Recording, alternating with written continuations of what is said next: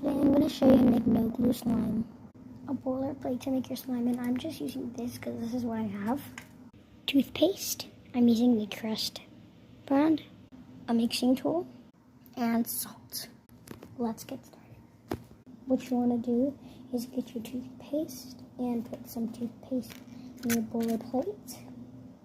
And add some right now.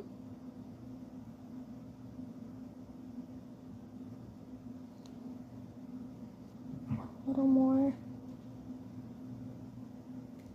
There we go. Now we add salt. Now mix it up. Now let it sit for 48 hours. Part 2 is going in 48 hours, aka 2 days. Let's go. Like and subscribe.